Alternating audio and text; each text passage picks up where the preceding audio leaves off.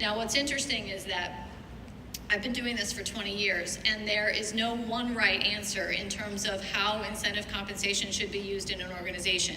It really needs to fit with your philosophy and how your organization feels about managing and rewarding employees. And Steve has a different approach to this, so I do want to hear from him a little bit about why he went a different direction. You know, we are always measuring, so there's always something that we're comparing where we're at historically to where we're going. But we don't incent our folks to make those moves.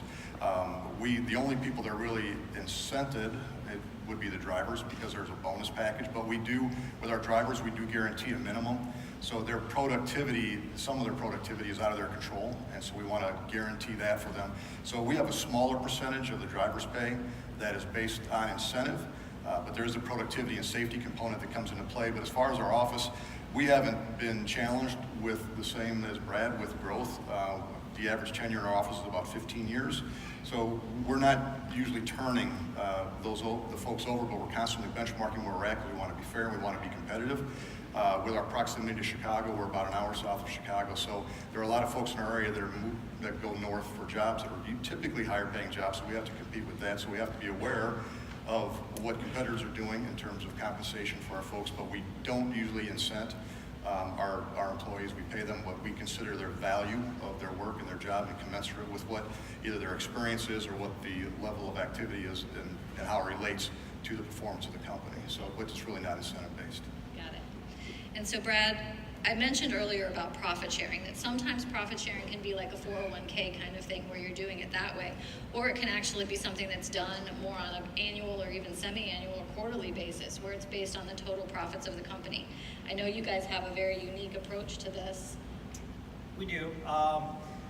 We have a program, well, it's not always based on profitability. Sometimes it's based on profitability, and we actually have a name for the program.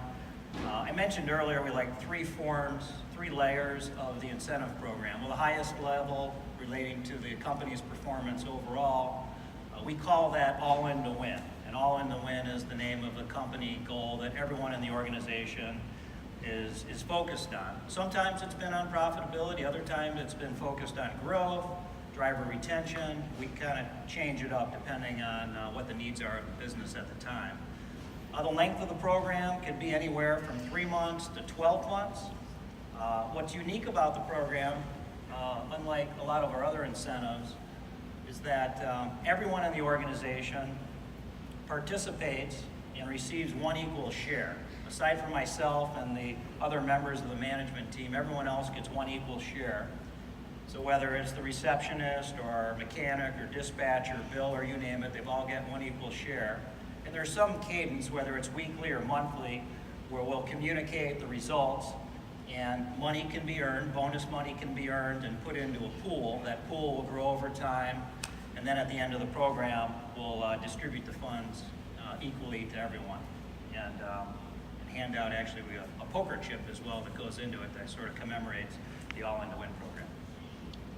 Now, Steve, you got a more traditional approach where if you do a profit sharing, it's more based as a percentage of their salary, correct? Correct, yes, and that's usually done. You know, for us, when we first looked into profit sharing, we're in a small community, and word travels fast. So, and sometimes people don't understand profit sharing and what the impact is, and whether at the time, whether it's how you handle depreciation, those types of things. So we want to stay away from that because there's a lot of chatter in a small town. So we stayed away from that. So what we've done is we look at it annually, and it's typically, it's again, not a profit sharing, it's how the company's performed. You know, if I make a strategic decision that may have a negative impact on the profitability of the bottom line, I don't want the employees to have to pay for that. So it's a broader picture in terms of growth and maybe how the company performed if it's not at the bottom line. And what we do is it's based on a percentage of the employee's wage, and usually it's given on the Wednesday before Thanksgiving, and we call that Green Wednesday, and that's when they usually receive that.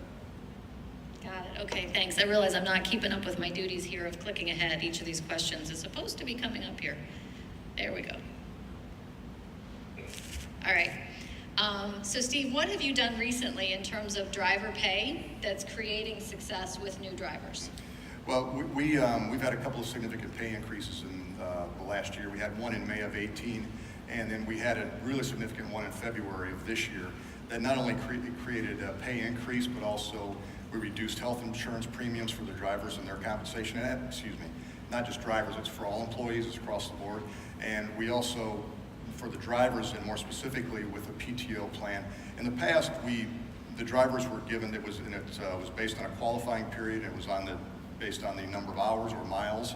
So there was a productivity component to that. They would receive a bonus and it would be up to them to spend that however they wanted to. They could take as much time as they wanted off. They just had to kind of manage that money with the discipline. And there was some difficulty with that, I think. So we heard from the drivers and we saw that was kind of a sticking point in terms of the recruiting and even what our drivers were doing. They're our best referrals out there.